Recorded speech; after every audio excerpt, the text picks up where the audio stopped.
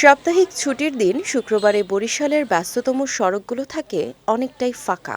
তবে ব্যবসার প্রাণকেন্দ্র হিসেবে পরিচিত চকবাজার মার্কেট এলাকায় গেলে দেখা যায় ভিন্ন চিত্র। শুক্রবারেও সড়কের পাশে ফুটপাতে বিভিন্ন পণ্যের পসরা সাজিয়ে বসেন ভ্রাম্যমাণ বিক্রেতারা। বন্ধের দিনে দোকানীদের হাঁক ডাকে মুখরিত থাকে ফুটপাতের এই মার্কেট।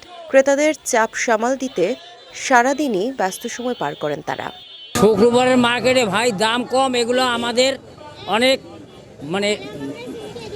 ডিস্টার্ব মাল আমরা বিক্রি করি শুক্রবার দিন, যেগুলো দোকানে বিক্রি হয় না, কিন্তু অনেক দামি মাল। ফুটপাতে আমাদের খুব বেচা কিনা হয় অল্প দামে, অনেক লোক কম দামে কিনতে পারে, এই জন্য আমরা শুক্রবার দিন বসি। যারা মধ্য শ্রেণীর মানুষ আছে তারা হলে দিয়া মনে করেন খুব কম পয়সা হলে যে এগুলো কিনতে পারে।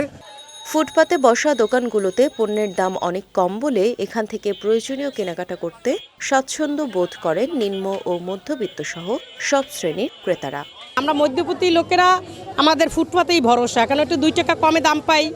যে মালটা দেখা গেছে 1000 এই জায়গা 600-700 টাকা পাইতেছে। কিছু কিছু মাল জিনিস নয় রাস্তার পাশে বসে একটু কম দামে পাওয়া যায়, এই জন্য বাচ্চাদের নিয়ে বা নিজেদের বড়দের সবাই আছে কিনতে আসছে খুব কম দামে। যেমন বাবুর জন্য জুতা নিয়েছি, উনি 600 চেয়েছিল, আমি কমাই 200 টাকা আনতে পারছি।